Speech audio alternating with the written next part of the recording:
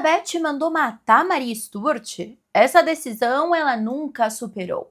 A pena tremia entre os dedos dela, não por fraqueza, mas por saber o que viria depois. Porque quando uma rainha assina a morte da outra, não se trata apenas de justiça, se trata de história, de sangue, de silêncio e de tudo o que jamais poderia ser desfeito. 8 de fevereiro de 1587, Maria Stuart ajoelha-se no chão frio de uma fortaleza inglesa. Ela veste vermelho, reza em voz baixa, sorri e espera o machado. Do outro lado do reino, outra mulher, com olhos fixos numa carta recém-chegada, respira fundo, como se sentisse o corte antes mesmo dele acontecer. Esse não é apenas o fim da Maria Stuart, é o dia em que a Elizabeth deixou de hesitar. Antes da Maria Stuart sangrar então, antes da carta final ser interceptada, antes da cabeça rolar no chão frio, houve uma visita, uma chegada. Uma tentativa de amolecer o coração de uma rainha que tinha passado mais de 20 anos escapando de casamentos como quem desvia de flechas em campo de guerra. A execução da Maria não começou com um carrasco, começou com um francês baixinho, perfumado, insistente, açucarado. O Duque de Anjou apareceu na Inglaterra e não como uma figura simbólica. Ele veio como última cartada da França. Um movimento desesperado, calculado e, em certo ponto, até romântico. Depois de anos de cartas, décadas, propostas formais, tentativas frustradas de tratados e boatos de casamento, ele decidiu ir até a montanha, igual Maomé vai até a montanha. Francisco de Valois, Duque de Anjou e Alençon, tinha 24 anos quando decidiu embarcar rumo ao reino da mulher mais enigmática e imprevisível da Europa. Irmão do rei Henrique III, herdeiro colateral de uma das coroas mais poderosas do continente, o Francisco era ambicioso, católico e, o que pouca gente comenta, extremamente consciente de sua teatralidade. Ele sabia exatamente o efeito que uma visita pessoal teria e não era pouco. Desde o início do reinado da Elizabeth, dezenas de pretendentes tinham passado pela pauta.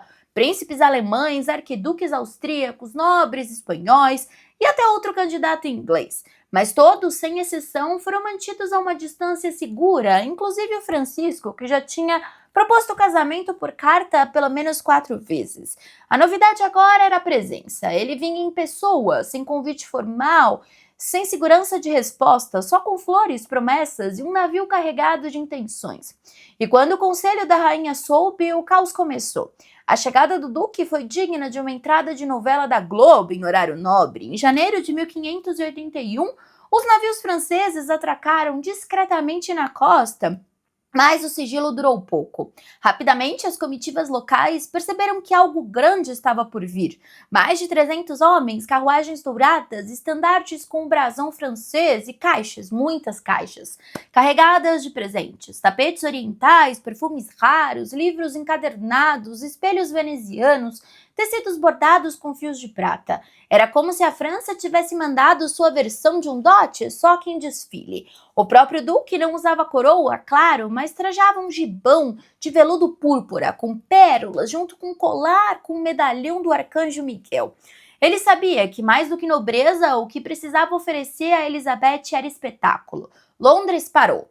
As ruas que levavam ao palácio foram enfeitadas. As pessoas saíram às janelas, os rumores se espalharam como peste. O duque chegou, ele vai casar, e ela vai casar, dessa vez é real. O povo, como sempre, reagiu com ambiguidade. Uma parte, os mais tradicionais religiosos protestantes, detestou. Um católico francês em Londres de novo? Os panfletos começaram a circular ainda nos primeiros dias. Um novo Francisco para invadir a Inglaterra? Referência ao famoso rei Francisco I, rival do Henrique VIII. Outros, porém, se encantaram, afinal o duque era jovem, bem apessoado para os padrões da época e, mais importante, parecia sinceramente apaixonado. Elizabeth estava naquele modo enigma, meio cara de Mona Lisa, como sempre. Fontes contemporâneas relatam que ela soube da chegada bem antes, claro, mas fingiu surpresa diante da corte. Quando recebeu a comitiva, apareceu com um vestido branco, perolado, com mangas longas bordadas, com lírios dourados, símbolo da monarquia francesa, claro, e o cabelo solto em ondas calculadas. A maquiagem, claro, carregada de pó branco e blush rosado, contrastava com os lábios de vermelho escuro. O efeito era intencional, ela era uma visão. E o Duque aparentemente ficou encantado. Meu Deus do céu, eu acho que não, né? Ele gostava de outra fruta, mas enfim. Ele ajoelhou-se, beijou sua mão e entregou pessoalmente um anel com uma pedra de ametista. Segundo testemunhas, Elizabeth riu. E pela primeira vez não mandou o pretendente embora na mesma semana. A corte virou palco de um romance diplomático. Durante os 2 meses que se seguiram, o Francisco frequentou todos os eventos, bailes, torneios, jantares, missas, até as protestantes. A Elizabeth permitiu que ele ocupasse lugares de honra ao seu lado. Os dois dançaram juntos em público 3 vezes, o que já seria suficiente para iniciar um noivado informal.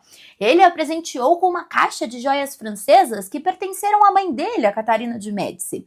E ela, em troca, escreveu cartas que, francamente, dariam um excelente spin-off da série de Netflix. Uma delas assinava: "Para o meu amado e constante sapinho". Sim, ela o chamava de sapinho, não é piada, era apelido de verdade. E ele assinava como seu servo humilde, quase um ship name oficial da diplomacia europeia.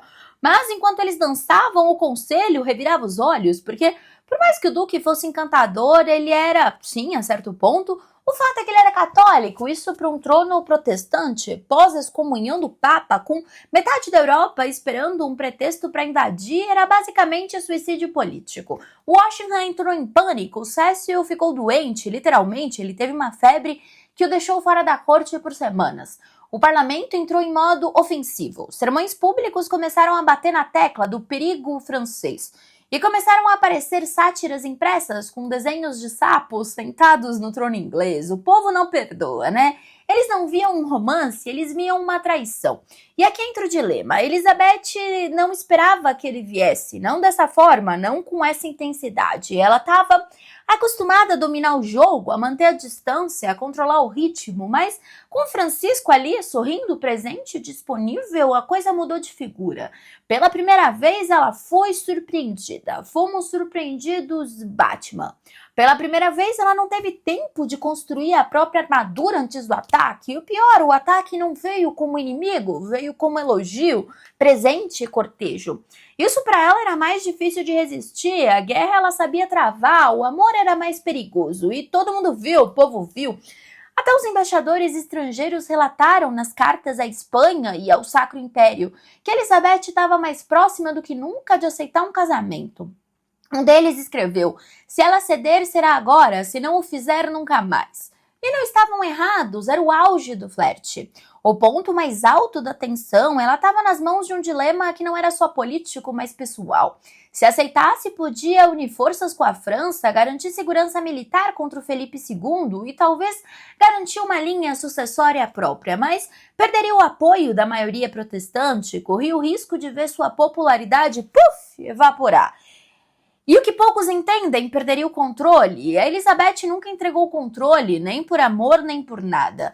O que sabemos é que pela primeira vez a Inglaterra parou para assistir o sapinho virar protagonista e a Elizabeth deixou. Só por um tempo. Até lembrar que no jogo das coroas não existe final feliz, só escolhas e consequências. Agora, quando uma mulher poderosa hesita, o mundo inteiro assiste como se fosse um espetáculo de circo. E no caso da Elizabeth, o circo estava armado, com um parlamento nas arquibancadas e o povo nas galerias e a Europa inteira esperando o momento em que ela deixaria de ser mito para ser esposa. O flerte com Francisco Duque de Anjou tinha cruzado o ponto da brincadeira. Ele estava ali em carne, flor e veludo e muita purpurina. E ela, apesar de todas as barreiras, parecia pronta ou quase pronta, ou tão próxima disso quanto a Elizabeth I podia chegar. Mas o problema é que no trono quase não é suficiente. Naquele ano, talvez pela última vez na vida, Elizabeth quis ser quase e não pôde. Depois de semanas de cortejo público, cartas íntimas, bailes com sorrisos sutis e aparições conjuntas que mais pareciam pintura renascentista em movimento, a decisão começou a se infiltrar como veneno por debaixo dos tapetes do poder. O parlamento apertava, o conselho se dividia e o povo protestante, que já tolerava Elizabeth como uma monarca bastarda e herética, mas herética, da Inglaterra, começou a cuspir os panfletos mais violentos que já haviam circulado desde 1550. A ideia de um casamento com um francês católico era intolerável. Um herege pode governar, mas uma herege casada com um papista? Provocação, risco, quase traição. O Francisco, por outro lado, continuava jogando todas as cartas, ele não era burro. Sabia que estava no limite da rejeição, mas também no centro do afeto. Continuava presenteando Elizabeth com flores de laranjeira, o símbolo da fertilidade. Continuava escrevendo cartas, continuava tentando se mostrar moderado, sensível, progressista. Chegou a declarar publicamente que respeitaria as tradições religiosas inglesas. Prometeu, em jantar diplomático, que não forçaria ninguém a se converter. Até escreveu com todas as letras que a sua única intenção era fazer Elizabeth feliz. Fofo! Isso, dito por um nobre francês em 1581, era basicamente um poema grego. Mas não foi suficiente. O golpe final não veio de fora, veio de dentro. Washington, o chefe da rede da espionagem da Elizabeth, convocou uma reunião secreta com outros conselheiros e apresentou o que chamaram de cenário de colapso. Era simples, se Elizabeth se casasse com Anjou, teria revolta popular. A rebelião religiosa de Oxford e Cambridge já ensaiava levantes. A Câmara dos Comuns ameaçava derrubar ministros.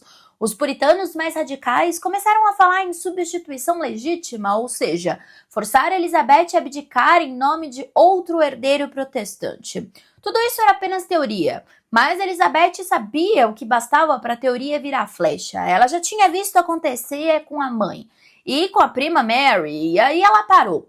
Pela primeira vez desde que o Anjou pisou na Inglaterra, Elizabeth deixou de sorrir em eventos, cancelou bailes, recusou visitas, parou de responder às cartas com a mesma frequência e o Duque sentiu. Há relatos de que ele tentou um último gesto, propôs que se casassem em segredo com um contrato diplomático que garantisse a autonomia religiosa da Inglaterra e os direitos de Elizabeth como soberana independente. Algo entre um casamento e uma aliança contratual. O modelo era ousado, quase moderno demais para o século XVI, e ela quase aceitou. Mas não aceitou. O fim não foi anunciado, não houve declaração formal, nem rompimento, foi silêncio. Os presentes pararam de chegar, as cartas diminuíram, a última dança nunca foi marcada. O Duque esperou. Esperou mais um pouco, esperou até entender que era um não dito, era um nunca. E então partiu. Dizem que ao deixar a Inglaterra, ele mandou um bilhete a Elizabeth com apenas uma linha: "Adeus, minha rainha, sem coroa dividida". Ela não respondeu, mas ela chorou, viu? Pela primeira e última vez por um homem em público. O relato é do embaixador espanhol que escrevia para o Felipe II com mais veneno do que tinta, mas que mesmo assim não poupou a observação. Sua Majestade pareceu humana. Ela apareceu numa missa vestida de preto, não o preto real de luto formal, mas um tom mais opaco, sem adorno, sem brilho. E não falou com ninguém, só sentou e rezou em silêncio. A corte entendeu, o conselho entendeu, o povo nem tanto, porque ainda não esperava explicações, mas a Elizabeth não dava explicações. Dava gestos, e esse gesto dizia tudo. Foi nesse momento, com o coração ainda em processo de congelamento emocional, que ela proferiu uma das frases mais repetidas e mais mal interpretadas de todo o seu reinado. Diante do parlamento que a pressionava pela 100ª vez sobre casamento, filhos e sucessão, inclusive eu preciso fazer um vídeo sobre a sucessão da Elizabeth, né? Quem poderia suceder, eu vou fazer depois no final dessa biografia. E ela disse: "Eu posso ter o corpo de uma mulher fraca, mas eu tenho o coração e o estômago de um rei." A frase, que mais tarde seria editada, estampada, bordada em tapeçaria e eternizada como símbolo de força feminina, naquele dia era uma confissão de perda. Porque Elizabeth não estava apenas dizendo que governava como homem, ela estava avisando que havia desistido de ser mulher, ao menos no que diz respeito à sua vida privada. É até triste, ela era uma rainha sim, mas também uma mulher que tinha acabado de enterrar a sua última chance de amor. E fez isso vestida de glória, mas sentindo o peso de cada joia como se fosse um prego no peito. O Duque de Anjou morreria alguns anos depois, eu preciso fazer uma biografia sobre ele também, vítima de varíola. Sozinho, sem filhos, sem trono, sem o final feliz que o cortejo mais bonito do século XVI merecia. E Elizabeth nunca mais cogitou casamento, nem por política, nem amor, nem vingança. Ela declarou oficialmente que estava casada com a Inglaterra, e ali nascia não só o mito da Rainha Virgem, mas a persona definitiva da Elizabeth I, uma soberana sem par. Mas por dentro algo morreu, não um sentimento, não um sonho, o que morreu foi a hesitação. O amor partiu, o parlamento venceu, a coroa endureceu. E nas sombras, Maria Stuart sorria, porque o silêncio de Elizabeth a tornou pela primeira vez vulnerável. E o inimigo, como sempre, sabia esperar. Só que Elizabeth, que viria julgar Maria Stuart, que a gente ainda vai chegar nesse vídeo, já não era mais a jovem que dançava com olhos brilhando, era a mulher que disfarçava suas cicatrizes com maquiagem branca e sorria para cortesãos como quem desafia o destino com o próprio batom. O trono estava seguro, mas a rainha agora estava só, mais só do que nunca. Então, se existe um momento em que a Inglaterra da Elizabeth I deixa de ser apenas um reino e se transforma num palco de teatro sombrio, onde cada cortina guarda uma orelha e cada espelho é uma janela, esse momento começa com o Francis Walsingham. Como eu comentei que eu ia falar sobre ele, né? Vamos falar agora um pouquinho sobre ele. Oficialmente, ele era apenas o secretário principal da rainha, um cargo burocrático suficiente para não levantar suspeitas em banquetes diplomáticos. Mas quem conhecia os bastidores sabia, aquele homem agora de rosto cansado, barba meticulosamente cuidada e olhos que pareciam atravessar o tecido das roupas, era na prática o cérebro do Estado Invisível. A Elizabeth já estava calejada, tinha sobrevivido a uma infância cercada por veneno da corte, a um pai muito louco que mandava cortar cabeças por esporte, a uma meia-irmã, a Maria Sanguinária, que quase a queimou viva, mas nada, absolutamente nada a prepararia para os anos de 1580, quando o medo deixaria de ser um sentimento e passaria a ser uma estrutura de governo. E o arquiteto disso, ele mesmo, Walsingham. Ele não usava coroa, nem anéis, nem carregava espada. Mas a partir de 1574, o Francis Walsingham passou a ser o homem mais temido da Inglaterra e o mais silencioso. Enquanto a Europa via Elizabeth como a rainha protestante que matava nobres, os corredores internos da monarquia já sabiam, o verdadeiro motor do poder tinha outro nome. O nome que nunca aparecia nas celebrações públicas, que não discursava no parlamento, que evitava até retratos, porque Walsingham não queria ser visto, ele queria apenas ver. O que começa como uma política de defesa logo virou um império subterrâneo. Walsingham criou uma teia invisível dentro da Inglaterra e muito além. As cartas que antes passavam pelos mensageiros da coroa agora eram cuidadosamente interceptadas. Selos eram abertos, lidos com luvas e silêncio e fechados novamente com cera falsificada. Ninguém percebia, mas todo mundo era vigiado. O nome disso, segurança do reino. E o apelido que mais corria em sussurros era o mais adequado, o Estado Invisível. A genialidade do Walsingham não estava só nas cartas que ele abria, estava nas que ele inventava. Agentes duplos são colocados em posições estratégicas, especialmente entre as famílias católicas. Um criado que traz o chá da manhã, um professor de latim para os filhos, um novo confessor muito piedoso. Todos com ouvidos treinados e relatórios diários. Uma frase solta no jantar, uma ausência na missa de domingo, uma carta escrita em latim demais, tudo virava evidência. E o mais cruel nem sempre era usada, porque para o Walsingham saber era mais poderoso do que punir. Ele reorganizou os Correios, sim, os Correios, porque para ele controlar a informação era mais urgente do que controlar o exército. Toda a correspondência privada de nobres burgueses, clérigos e até artesãos passou a ser inspecionada. Ele mesmo estruturava uma rede de interceptadores, falsificadores, criptógrafos e linguistas. E para dar o tom teatral à paranoia, espalhou a fama de que sua inteligência é sobrenatural, que ele lê mensagens sem abrir envelopes, que tem olhos em todas as paredes, que vê os sonhos de quem trama. É mentira, claro, mas no mundo de Walsingham o medo era a melhor senha. O clima se transformou, a corte virou um lugar de sorrisos apertados, de silêncios estudados, de olhares que pensam. As conversas são cada vez mais cifradas, amizades terminam sem explicação, convidados recusam convites em ceias suspeitas. Elizabeth percebe a mudança e não só aprova como incentiva. Ela mesma começa a dar instruções diretamente a Walsingham, cria um gabinete paralelo de segurança interna e permite discretamente que bispos, parlamentares e até lordes sejam vigiados. A coroa, que um dia foi símbolo de luz divina, governa pelas sombras agora. E o mais fascinante, nada disso apareceu oficialmente, não há leis formalizando espionagem, não há discursos públicos sobre segurança, não há sequer orçamentos declarados. O reino invisível funcionava no vazio da fé. É como um segundo governo que existe apenas nos corredores, nas escadas laterais, nos arquivos escondidos atrás das tapeçarias. E funcionava, Washington inaugurou algo novo, algo que nenhum país europeu ainda tinha feito com tanta eficácia, um sistema nacional de contra-inteligência. Um serviço secreto que não só reagia a ameaças, mas antecipava e plantava, manipulava, criava iscas, provocava. Fazia com que os conspiradores agissem antes da hora só para serem capturados com mais legitimidade. O resultado: menos conspirações bem-sucedidas, mais medo, mais silêncio e uma nova forma da Elizabeth reinar. Como comentaram no último vídeo, a sorte da Elizabeth também foi a rede de conselheiros que eram extremamente fiéis a ela.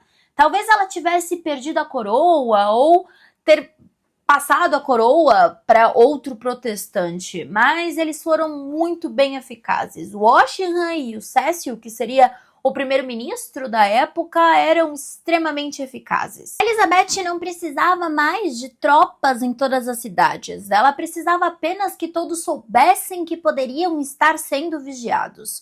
O terror não vinha só do silêncio, às vezes ele vinha da palavra. E em 1574 a palavra virou arma oficial da coroa. Com os conspiradores em ebulição e os espiões trabalhando dia e noite para impedir a próxima faísca, a Elizabeth percebeu que só não bastava calar os inimigos, era preciso dominar o discurso, era preciso vencer também no imaginário.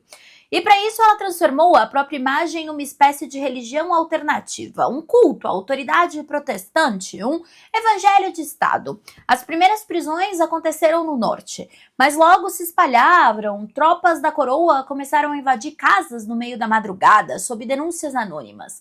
Procuravam compartimentos ocultos, passagens secretas, altares disfarçados de armários e, principalmente, pelos padres invisíveis, homens que não tinham rosto, mas tinham fé. Muitos eram capturados, muitos escaparam, muitos foram enforcados em praça pública, acusados de conspirar contra a coroa, de serem espiões de Roma, de serem mais perigosos do que qualquer exército estrangeiro. Nesse período, a Elizabeth mandou imprimir sermões oficiais que circulavam pelas igrejas com a urgência de um antídoto. Os padres anglicanos receberam instruções claras: toda missa deve ter um momento dedicado à rainha enviada por Deus. E não era só bajulação, era doutrina. Elizabeth passou a ser apresentada como a filha escolhida da providência, aquela que salvou os ingleses da escuridão papal, do veneno espanhol, da mentira romana. Aos poucos, a figura da monarca deixou de ser apenas política, ganhou uma camada mística, quase divina. Nos teatros da mesma ópera, literalmente, peças foram encomendadas para incluir personagens católicos como vilões cômicos ou traiçoeiros. Cardeais ganharam sotaques exagerados, conspiradores sussurravam em latim. E o público aplaudiu, riu e grita, sem perceber também absorveu a mensagem. O palco virou púlpito e a rainha heroína das tramas. Alguns dramaturgos passaram a incluir cenas com espiões disfarçados, como o próprio Shakespeare, freiras falsas, padres traidores. Não se tratava apenas de arte, era propaganda. E Elizabeth não parou por aí. Ela sabia que o povo precisava ver para crer, então ela se tornou onipresente. Seu rosto apareceu em moedas novas, sempre com uma expressão serena, firme e quase inumana. As joias foram redesenhadas com símbolos ocultos, serpentes nos broches, luas nos brincos, espelhos minúsculos nas coroas. Bandeiras com o brasão da rainha começaram a circular nas feiras, mercados, escolas, até casamentos. O rosto dela virou um amuleto, um aviso, uma lembrança constante de quem vigia e de quem governa. Os retratos oficiais mudaram de estilo, agora ela aparecia com elementos mais simbólicos, cada vez mais densos. Livros fechados, porque só ela tem o conhecimento. Cobras aos pés, porque ela pisa no mal. Globos, porque governa sobre tudo. E os olhos, sempre olhos. O detalhe mais repetido, um espelho invertido, pequeno, sutil, mas ali. Como se dissesse: eu vejo tudo, inclusive você tentando me ver. Os pintores eram orientados a criar composições que inspiravam reverência e medo. Os ombros dela eram cobertos com véus semi-transparentes, dando a impressão de que estava sempre prestes a desaparecer ou de que nunca esteve ali de verdade. Elizabeth, que começou seu reinado tentando agradar gregos e troianos, agora governava com símbolos, silêncios e sermões. O púlpito virou palanque, a pena virou espada e o povo, entre ajoelhar e aplaudir, Já não sabia mais se estava na igreja ou na corte. Talvez fosse o objetivo: confundir, fundir, transformar o trono numa espécie de altar secular, onde o medo e a devoção andavam de mãos dadas. Elizabeth também, que no início do reinado se orgulhava da tolerância religiosa, assinava leis com mão firme agora. Não tinha mais espaço para ambiguidades. O que antes era um conflito teológico virou um pânico institucional. Ser católico passou a significar viver em constante estado de vigilância.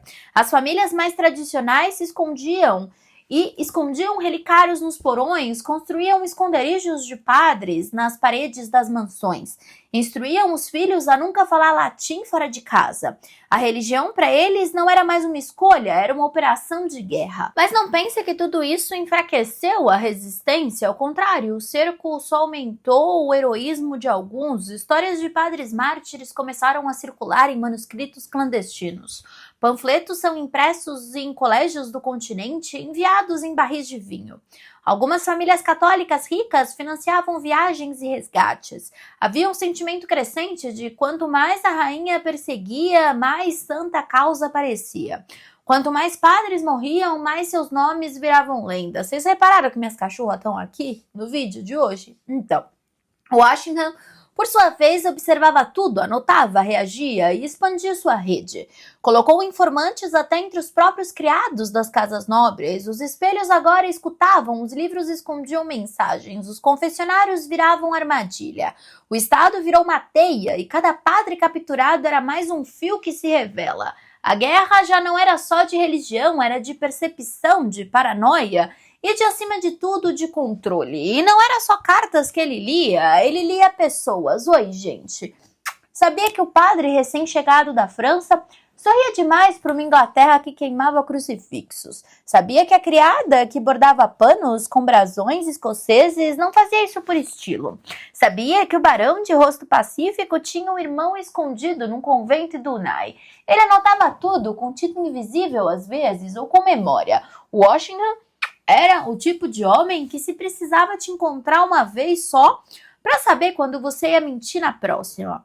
Elizabeth, por fora, continuava posando para retratos com vestidos que pareciam ter sido costurados com luz solar. Mas por dentro, seu reino já tinha virado um labirinto de sombras, e nesse labirinto a única luz era o medo. Washington recrutava agentes de todas as camadas. Alguns eram nobres falidos que venderiam a mãe por uma pensão vitalícia. Outros eram professores de latim que frequentavam casas católicas sob o pretexto de dar aula às crianças, mas voltavam com listas completas de quem rezava em voz baixa antes do jantar. Tinha até açougueiro infiltrado, porque sim, até o fornecedor da carne de uma casa nobre poderia, sem querer, ouvir um nome sussurrado a mais. A Inglaterra virou um confessionário invertido. Todo mundo escutava, mas ninguém perdoava. Mas o mais cruel nem era a morte. Era o jogo anterior à morte, porque Washington não prendia imediatamente. Ele deixava circular, deixava o padre pregar, deixava confiar, deixava o círculo de apoio se revelar. Só depois puxava a corda e, com um golpe só, enforcava o corpo e as relações. Era um castigo coletivo, um alerta disfarçado de punição e um espetáculo. As execuções em praça pública viraram um tipo de liturgia do poder. Quanto mais jovem o padre, mais gente aparecia para assistir. O povo, que um dia duvidou da força da Elizabeth, agora assistia à reafirmação do trono com o mesmo fascínio com que se assiste a um cometa, em silêncio, com medo de piscar. Maria Stuart, agora vamos para ela. Lá dentro da cela viu o mundo encolher. Não só o dela, mas o mundo todo. As cartas que antes chegavam com alguma frequência passaram a vir interceptadas, censuradas, lidas antes que os olhos dela pudessem reagir. Criados eram trocados sem aviso, roupas eram revistadas, até os bordados passaram a ser analisados, não por estética, mas por códigos escondidos. A Maria escrevia com suco de limão, mensagens que só apareciam ao calor da vela. Algumas foram detectadas, outras talvez até hoje estejam em algum arquivo perdido, esperando alguém com tempo e paciência. A prisão dela, que antes era tática, virou psicológica. Elizabeth não queria só manter a prima longe do trono, queria quebrá-la. Deixar claro que, mesmo sendo uma rainha, Maria não tinha mais um reino. E isso é muito mais cruel do que o cárcere, porque você pode prender um corpo, mas destruir o mito exige constância, vigilância E o Washington era a constância em pessoa. Mas é claro que Elizabeth tinha medo, e quando você governa com medo, a primeira regra é que você tem que parecer inevitável nas suas decisões. Não basta punir o culpado, é preciso mostrar que o inocente só está em liberdade por enquanto. E é exatamente isso que a máquina do Washington fazia. Ele não apagava fogueiras, ele acendia tochas, dizia: olha o que eu posso ver. E o mundo obedecia, o parlamento se calava, os nobres silenciavam. Os criados aprendiam a sorrir com a boca fechada. Elizabeth era uma esfinge, sabia de tudo, mas raramente reagia com urgência. Permitida pela leitidão, regia um estado onde silêncio era moeda, mas por dentro os olhos da rainha já estavam cabisbaixos. O vestido pensava e o medo que ela usava como escudo começava a perfurar por dentro. Eu vou falar mais sobre a saúde da Elizabeth no próximo vídeo. A máquina estava pronta, o tabuleiro montado, e o próximo movimento viria com sangue e tinta, porque uma nova conspiração estava em andamento. Mais uma. E dessa vez, a Mary Stuart não seria apenas o símbolo, ela seria o centro. Foi nesse clima que ele começou a preparar o cenário para o golpe final. Não contra um grupo, não contra uma mulher. Contra a mulher que era a antítese da Elizabeth, ao mesmo tempo seu reflexo mais incômodo, Mary Stuart. Ela estava presa havia quase 20 anos, isso mesmo, 2 décadas, 20 natais, 20 primaveras com cheiro de liberdade que não passavam de ilusão. E como eu comentei, não era uma prisão, né? Ela engordou, ela tinha seus criados, mas enfim, ela era perigosa, porque o que faz um mito resistir não é sua força real, mas o que ele promete. E a Maria ainda prometia a volta do catolicismo, a união das coroas, a redenção dos perseguidos, a queda da rainha herege. E a Maria sentia, de dentro do seu palácio, ela escrevia poemas, orava em voz baixa, pedia perdão e reafirmava sua fé. Sabia que estava sendo observada até no modo como partia o pão. Sabia que o crucifixo que segurava poderia ser considerado heresia, mas mesmo assim manteve a postura. Não implorou, não gritou, não rasgou a roupa. Ela esperou. Se toda rainha vive cercada de espelhos, Elizabeth já não viu reflexo, só vultos. O trono agora não era só poder, era um altar de sacrifício, onde cada carta não lida podia ser o começo do fim. E aí, nesse cenário de paranoias e orações murmuradas, que nasceu a última grande conspiração católica do reinado, a famosa Conspiração de Babington. O nome parece tirado de um romance cavalheiresco e talvez por isso mesmo tenha sido tão eficaz em atrair olhos. O Anthony Babington, jovem, bonito, católico fervoroso, criado com mais idealismo que senso prático, era a definição histórica de boy bom de intenção e péssimo de timing. Filho de uma família bem posicionada, o Babington foi educado nos círculos mais refinados da fé tradicional inglesa, ou seja, aquela que Elizabeth passou anos tentando dissolver como açúcar em chá quente.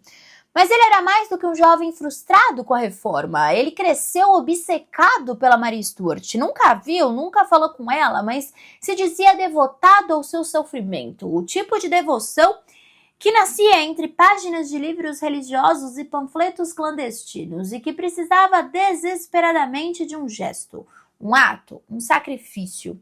O grupo dele se formou aos poucos, 6, depois 12, depois 16 nomes de uma lista maldita, com títulos como Cavaleiros da Fé, Filhos de Maria e outras variações que hoje parecem nomes de boy bands do apocalipse. A missão era matar Elizabeth, libertar Maria e restaurar o catolicismo na Inglaterra. O tipo de plano que exigia precisão milimétrica, sigilo absoluto e, idealmente, não ser interceptado pelo homem mais obcecado com tinta invisível de toda a Europa, Washington.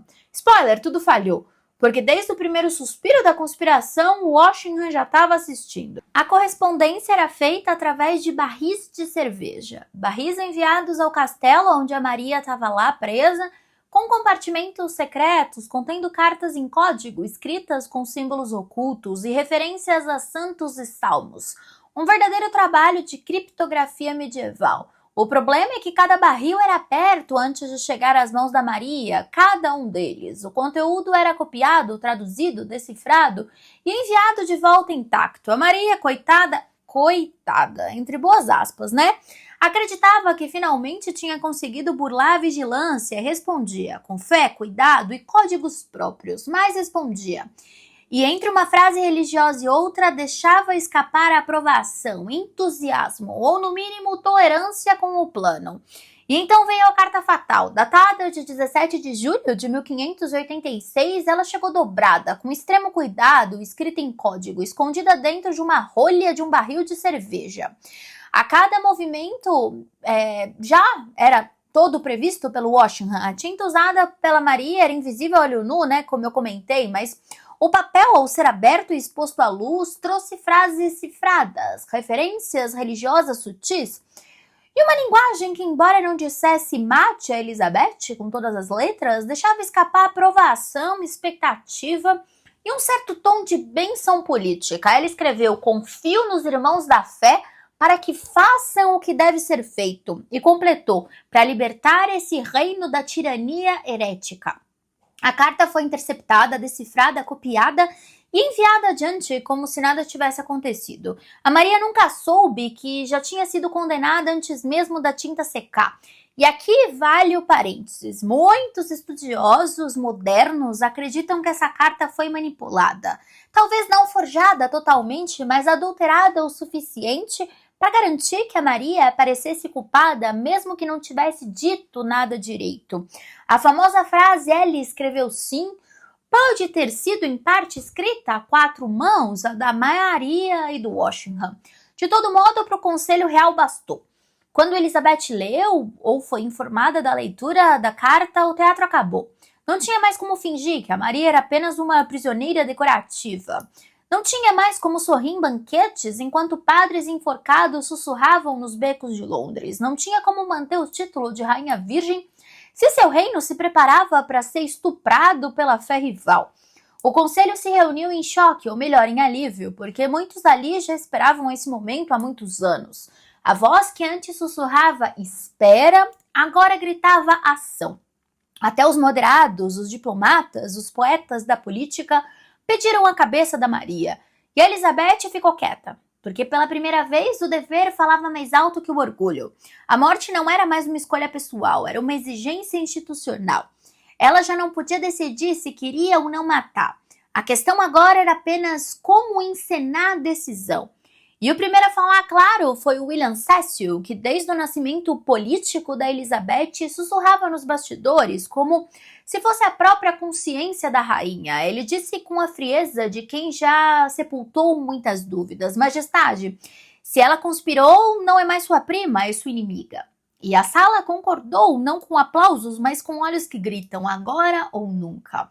Washington, o arquiteto silencioso desse teatro todo, assistiu calado.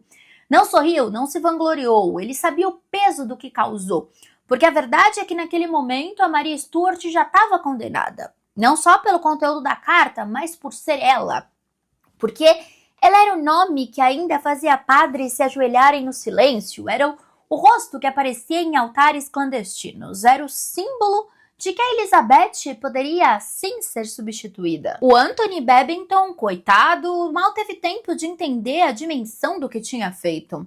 Em agosto de 1586, ele e seus companheiros foram presos, julgados rapidamente e condenados à morte por traição. Mas aqui entra um detalhe sórdido, porque essa execução não seria comum, seria exemplar. No dia 20 de setembro de 1586, em St. Giles Field, Londres, o grupo foi executado por enforcamento, arrastamento e esquartejamento. E sim, é tão cruel quanto parece. Primeiro eram enforcados até quase morrerem. Depois seus corpos eram abertos ainda vivos, as entranhas retiradas, queimadas diante dos próprios olhos. Por fim, eram decapitados e os corpos esquartejados, com as partes expostas em locais públicos. O espetáculo foi tão grotesco, mas tão eficiente no pavor coletivo, que o próprio conselho pediu que os últimos 7 condenados fossem apenas enforcados e decapitados no dia seguinte, para não provocar ainda mais horror da população. Um pedido de clemência, por conveniência. Elizabeth, enquanto isso, fechava as cortinas do palácio. Literalmente, as janelas de Whitehall permaneceram cobertas por dias. Não tinha pronunciamento, não tinha banquete. Só cartas. Silêncio e o eco de uma pergunta que não calava: ela vai mandar matar?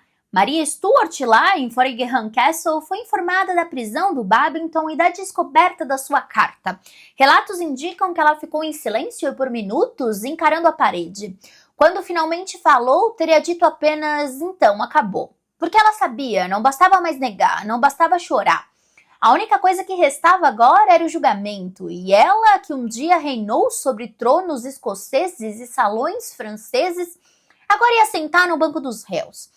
Elizabeth ainda assim hesitou, porque ela é rainha sim, mas é filha da Ana Bolena, uma mulher que também foi executada por ordem de Estado. E essa lembrança, esse sangue do passado, ainda que distante, batia como um martelo no presente. A Maria Stuart era sua prima, sua igual. Era a única outra mulher coroada na Europa, e mandá-la à morte era mais do que punição, era espelho quebrado. Mas o conselho já tinha ultrapassado o ponto de não retorno. Majestade, se não agir agora, perderá o respeito de quem ainda teme a coroa. E esse era o argumento que mais doía, porque Elizabeth, mais do que governar com fé ou medo, governava com prestígio, com aura. E essa aura começava a rachar. Nos salões, a decisão já era tratada como fato. A Maria Stuart seria julgada como súdita, mesmo sendo rainha, porque o crime, conspirar contra Elizabeth, foi cometido em solo inglês. E se ela conspirou como súdita, seria tratada como traidora. Uma manobra jurídica que poderia beirar o absurdo, depois você me conta o que você achou, mas foi eficaz. E acima de tudo, permitiria à coroa fingir que não estava matando uma igual, apenas cumprindo a lei. O julgamento seria breve. E a sentença, todos sabiam, já estava escrita no papel, faltava só a assinatura. Agora a morte não era mais uma decisão pessoal, nem conspiração alheia, era um dever de Estado. A Elizabeth acordou naquele outono, então, com a certeza de que o tempo tinha virado. Não era só o vento gelado entrando pelas frestas das janelas de Richmond, nem a névoa espessa que engolia o rio Tâmisa. Era o frio de dentro, um calafrio moral. Um sussurro antigo dizendo chegou a hora, porque agora não era mais hora de espionagem, códigos e panfletos pregados às escondidas nas portas das igrejas católicas. Agora era sobre ela, Maria, sangue, e sobre decidir finalmente se aquela mulher, prima, rival e sombra, ia viver ou morrer.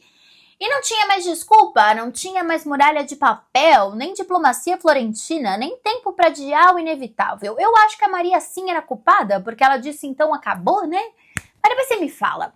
A conspiração Babington tinha explodido, feito pólvora, e no meio dos destroços estava o nome que ninguém mais ousava falar sem estremecer. Maria Stuart. E agora, vocês respiram fundo comigo, ou segura a respiração. Você decide. O detalhe era que era tudo civilizado. Os lords queriam um julgamento. Sim, um julgamento, um tribunal, um processo formal, cheio de frases em latim, protocolos, testemunhas e sentenças lavradas em pergaminho com o brasão real estampado. Mas todo mundo ali, do Cecil ao Washington, do parlamento aos espiões, já sabia o resultado. Era só performance, teatro, um véu legal para cobrir a decisão que já tinha sido tomada nos porões da coroa. Quando eu digo legal, legalizado, tá? A pergunta não era mais a Maria vai ser julgada, era como fazer isso parecer justo. Porque se você vai matar uma rainha, precisa que pareça necessário, inevitável, legalizado, ainda que o veredito já esteja escrito nas entrelinhas da história.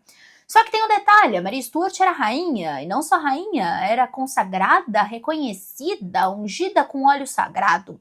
O que significava que, em teoria, nenhum tribunal inglês tinha autoridade para julgá-la. Ela era, tecnicamente, uma ex-monarca estrangeira, era como se a Inglaterra estivesse prestes a julgar um chefe de Estado inimigo dentro das suas próprias leis. E esse detalhe, essa pequena bomba jurídica, foi ignorado com a leveza de quem escolhe ignorar um trovão prestes a estourar no céu.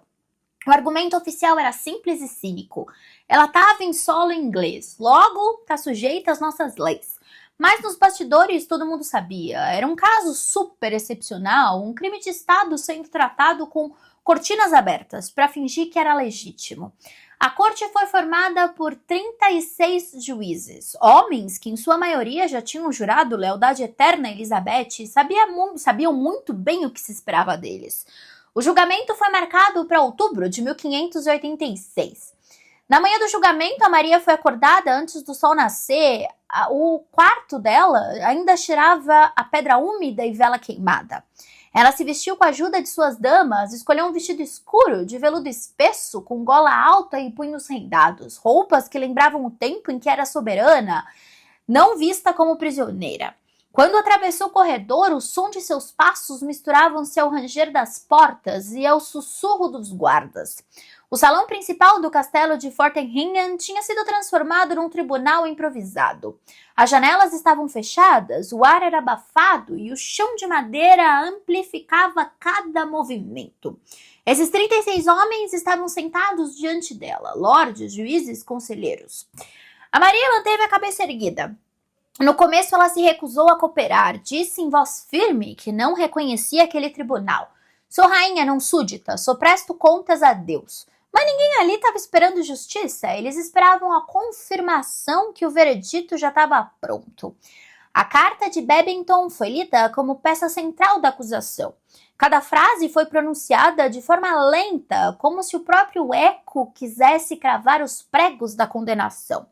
A Maria rebateu como pôde, disse que a carta podia ter sido adulterada, que a tinta não era sua, que fé católica não era crime, mas as palavras dela, por mais bem colocadas, caíram no tribunal que já tinha decidido. O crime não era o que ela disse, era quem ela era. Elizabeth, nesse meio tempo, fingiu estar distante, dizia não estar envolvida, que o conselho estava agindo por conta própria, que ela queria apenas preservar o reino. Mas o teatro era óbvio, todas as ordens saíam da coroa. O julgamento era assim uma armação política, o mesmo que fizeram com a mãe da Elizabeth, Ana Bolena. Mas Ana Bolena eu acho que não tinha culpa, acho não, né? Tenho certeza, os historiadores também têm. Mas a Maria, enfim. Mas ao mesmo tempo, também era uma tentativa desesperada de manter alguma aparência de ordem. A Inglaterra não podia se dar o luxo de parecer uma monarquia vingativa. Precisava ser uma monarquia ameaçada que reagia com pesar, super triste, a uma ameaça real. Até peguei um chazinho aqui de camomila com a minha Ana Bolena para continuar. Washington não apareceu, mas seu nome pairava no ar como um fantasma.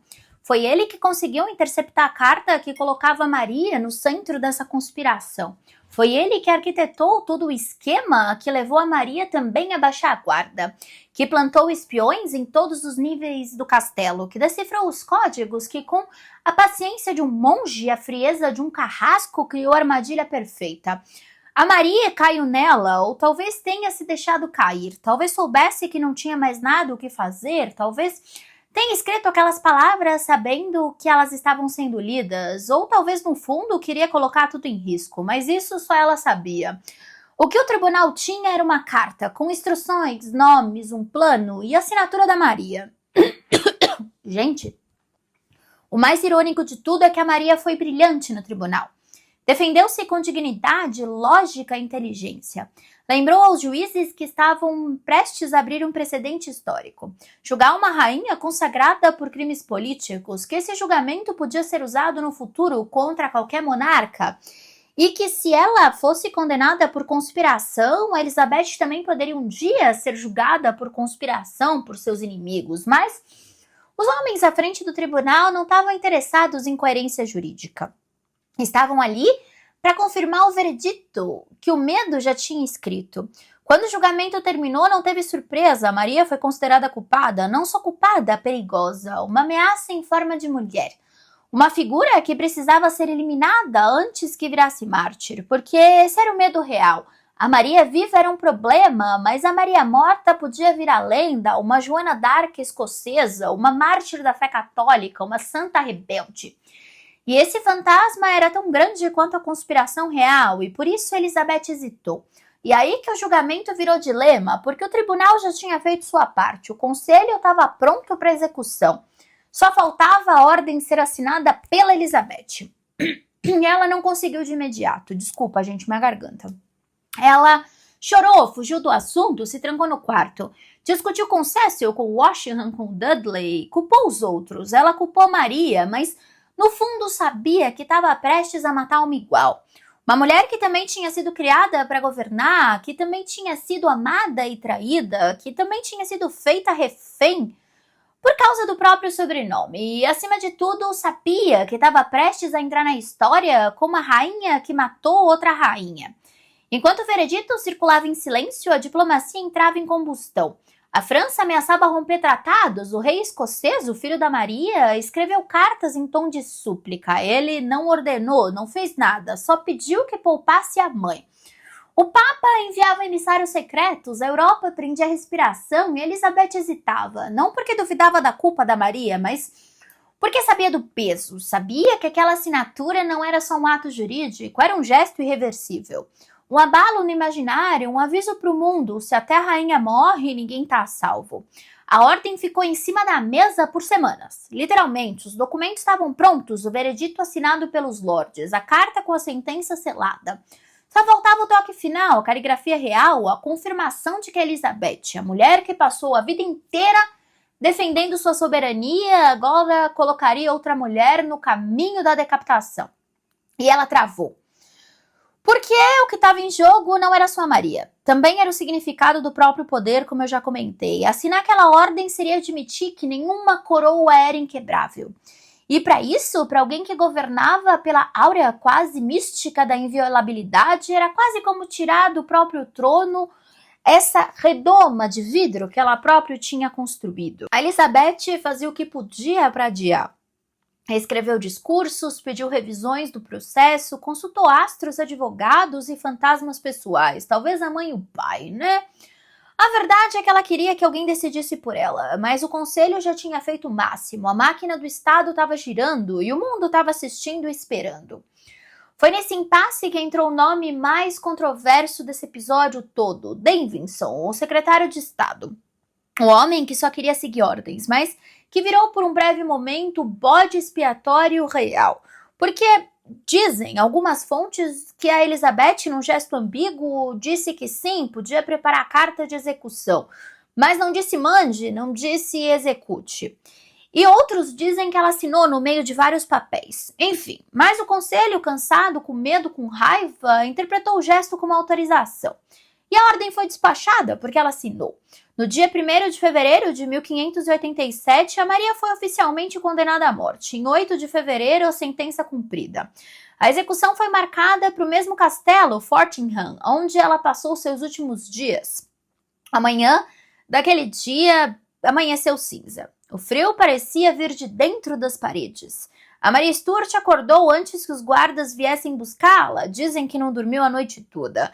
Passou horas em silêncio, ajoelhada ao lado da cama, recitando salmos em voz baixa.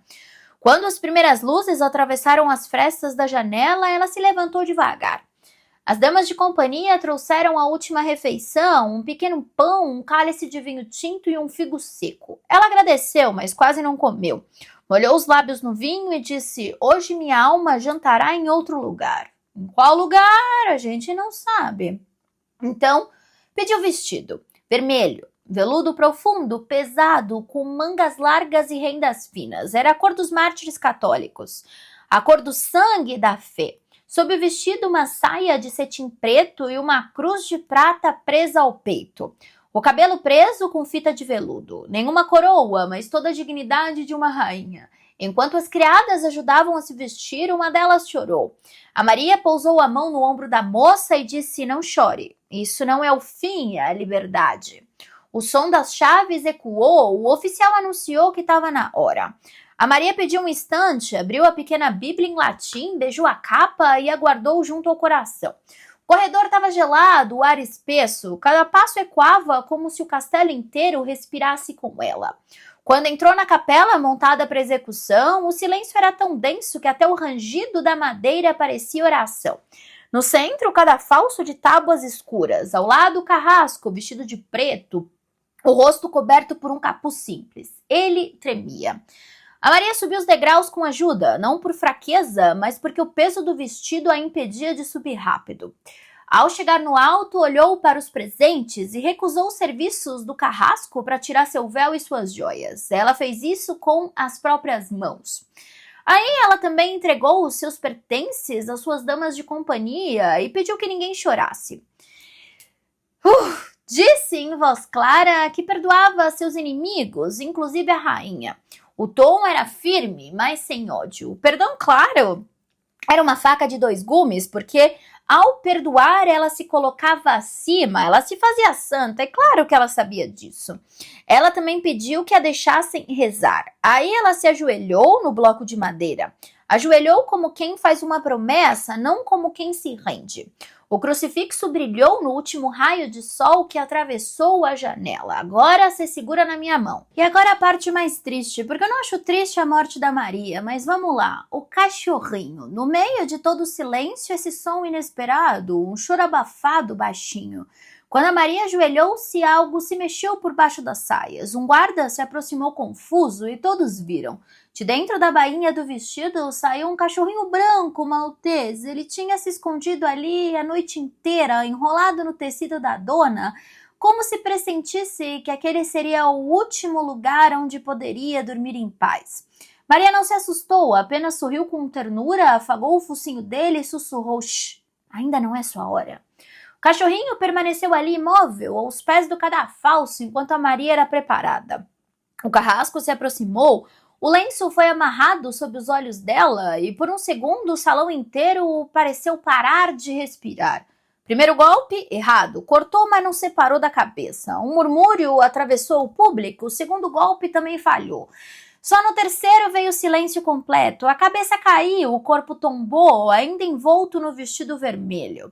O carrasco segurou a cabeça e ergueu, como era de costume, para provar que o ato estava completo. Mas então, uma peruca se soltou. E o que apareceu foi o cabelo grisalho, curto, ralo. A corte, acostumada à bela imagem da rainha jovem e bela, viu ali uma mulher cansada e o mito se dissolveu em segundos. Uma das damas de companhia gritou. Outra desmaiou, o crucifixo caiu do peito da Maria e rolou pelo chão. O carrasco o recolheu, limpou o sangue com a manga e entregou para o padre. A sala cheirava a ferro e vela derretida. Os sinos do castelo não tocaram. Ninguém ousou sair primeiro. Era o tipo de silêncio que dura séculos. E o cachorrinho, quando o machado caiu, ele correu até o corpo. Lambeu o sangue, gania, recusava-se a sair. Nem os soldados ousaram tocá-lo de imediato. A cena, por si só, quebrou o ritual da execução, porque naquele instante a Maria não era só uma rainha, era uma mulher, com seu animal de estimação fiel, sendo separada até do último afeto terreno. Um pedaço da alma dela ficou no chão com aquele cachorrinho. Ali estava, enfim, o fim de uma rainha e o nascimento de uma lenda, e Elizabeth entrou em colapso. Quando a cabeça da Maria Stuart caiu, o mundo parou, mas no palácio de Richmond Elizabeth não sabia ainda. Ela andava de um lado para o outro, de vestido dourado e rosto mascarado pelo pó de arroz. Os criados cochichavam, os conselheiros evitavam olhá-la nos olhos. A sentença tinha sido assinada, ou pelo menos havia sido entendida como assinada. Porque, como eu disse, a Elizabeth nunca disse claramente execute. Mas o conselho agiu nesse vácuo do tempo, a ordem partiu, o machado caiu e a cabeça rolou. Aí a notícia chegou a ela, e a reação foi um espetáculo em si. Ela surtou. Não gritou, não quebrou nada, mas trancou-se em seus aposentos por 2 dias inteiros. Chorou em silêncio, rasgou a carta, mandou tirar os espelhos do quarto. E quando saiu era outra. Olhou nos olhos dos homens do conselho e disse com voz firme: "Vocês mataram a minha prima. Sem minha ordem, sem minha permissão." E todos sabiam que era mentira, mas ninguém ousou contrariar. O bode expiatório então foi o William Davidson, o secretário que levou a carta à execução. Ele foi preso na Torre de Londres, acusado de agir sem autorização direta. Um homem leal, coitado, humilhado publicamente para que a rainha salvasse a própria pele. Foi o primeiro a cair, mas não seria o último, porque aquela assinatura da morte já tinha deixado sua marca, uma mancha na alma da rainha e um incêndio na diplomacia europeia. A França rompeu relações, o Papa gritou heresia, o rei da Escócia, James, filho da Maria, escreveu uma carta em tom de lamento. "Hoje Vossa Majestade perdeu uma parente e talvez um aliado." Aqui perdeu o quê? Mas o que mais doeu foi o silêncio da Espanha, porque quando Felipe II não reagiu, foi aí que Elizabeth soube, o inimigo estava vindo. Em silêncio, com navios. Foi nesse clima que a Armada Espanhola começou a se formar. E se a Inglaterra enfrentasse o maior desafio militar da sua história, era porque naquele dia, em Fordham, Elizabeth escolheu viver. A execução da Maria Stuart não matou apenas uma rainha, matou o último resquício de hesitação no reinado da Elizabeth. A partir dali, ela governaria com ferro, espionagem, censura, retratos envenenados de poder. A coroa, que já era pesada, agora carregava também o peso de um crime necessário. E quando perguntavam se ela se arrependia, Elizabeth dizia apenas: dever não deixa espaço para lágrimas. Mas as lágrimas caíram mesmo assim, à noite, com ela sozinha, porque quando uma rainha mata a outra, o que sobra é apenas o silêncio e o mundo ouvindo o eco do machado por séculos. O que ninguém podia prever é que a sombra da Maria nunca mais sairia do trono inglês. Ela virou mito, mártir, símbolo. E seu filho, o tal James, seria justamente quem herdaria o trono inglês depois da Elizabeth. Ou seja, tem pessoas que dizem que no final das contas a Maria venceu. E a coroa aprendeu que nem toda vitória é limpa, nem toda sobrevivência é sem rachadura. Às vezes, para continuar viva, a rainha tem que matar. Mas quem governa o luto depois é outra história.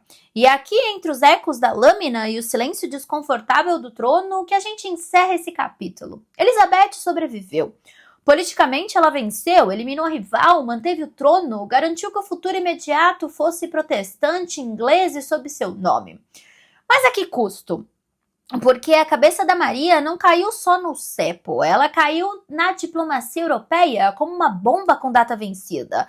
E a explosão então chegou direto à Espanha. O Felipe II, o rei católico, que levou um não da Elizabeth pelo casamento, mais católico que o próprio Vaticano, já estava entalado com a Elizabeth há muitos anos, né?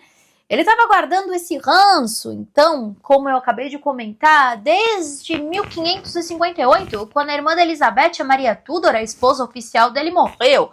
E aí ele tentou casar com a Elizabeth, e a Elizabeth meio que quis dizer e não disse, né? Hoje não, Satanás, e nunca.